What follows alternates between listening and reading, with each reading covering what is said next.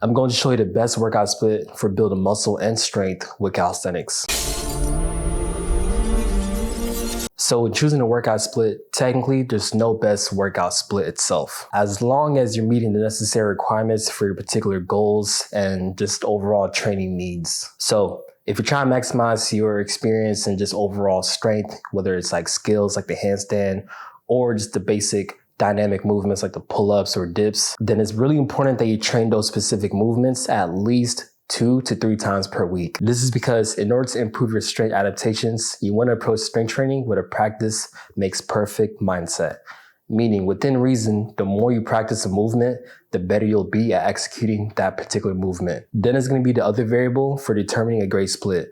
Is it ideal for hypertrophy, aka building muscle? Now, yes, if you are training for strength and you're hitting all the requirements for that particular training style, you can still build muscle, but it's not an automatically one-to-one relationship. So let me explain why. Just like anything in life, if you want to increase your skills or just overall knowledge in something, you have to use the best practices and methods to specialize in that particular department. For example, if you want to improve your overall literature in the English language, yes, you may learn a thing or two from your math or science classes, but that's not going to be optimizing your overall English literature, right? So what I'm basically trying to say is every field of knowledge has layers to it. So if you want to maximize your overall knowledge and skills, you have to specialize in that particular department. And now enough of that. Let's get back to the point of hypertrophy. Ideally speaking, right, training a muscle group at least 2 times per week is optimal for muscle growth, with the exception of some muscles needing a bit more frequency or volume,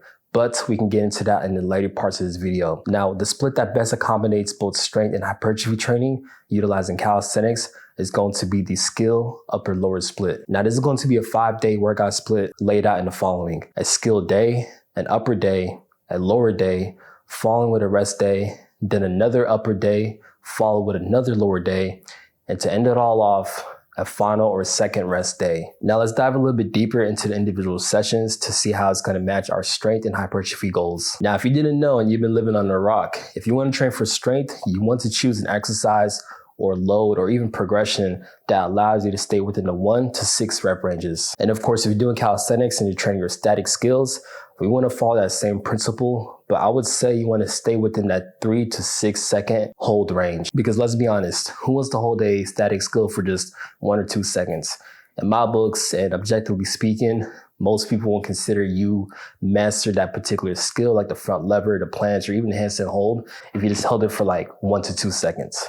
Shout out my boy Sonny, man. Of course, you got to ruin the video, but what I'm basically trying to say is that it's not going to be honest and you're putting yourself at a disservice if you say you mastered a particular skill, if you only obtained it for just those few seconds. That said, the first 3 sessions of the week will be focused on strength, meaning your skill, upper and lower days will be trained within the lower rep or hold ranges that I stated for your primary compounds. In a practical sense, it can look like this.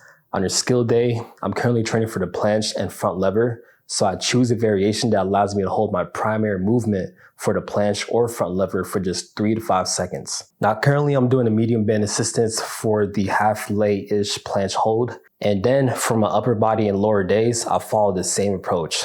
Like the way the dips, my top set will be hit for 3 reps and my back off sets will be for 5 reps. So I'm still staying within that 1 to 6 rep ranges that I mentioned earlier. Same thing goes for my lower body, but I actually just stick to training for 5 reps for both my top and back off sets. Then we have 1 rest day after our 3 training sessions. And I strongly recommend you take a rest day before you start doing your next upper body session. Do not immediately go into your upper body session without a rest day. What that's going to do is just prevent optimal performance. You're not going to be able to recover properly because of your previous sessions.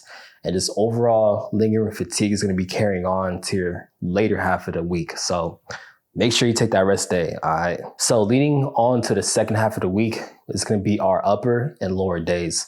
So these sessions are going to be more based on a hypertrophy-centric training approach. Meaning, since I am doing specificity, training the same movements multiple times per week, I'm going to be training the same compound movements within the 8 to like 10 rep ranges.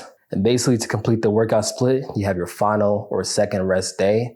And that's pretty much it, man. But that's not all. Because we are training our skills, we need to hit the adequate volume needed in order to master our skills, right? So remember what I said. If you want to perfect something, if you want to practice a particular movement, you want to do it at least 2 to 3 times per week. So outside of the dedicated skill day that I do at the beginning of the week, I also sprinkle in my skill volume and training throughout the rest of the week.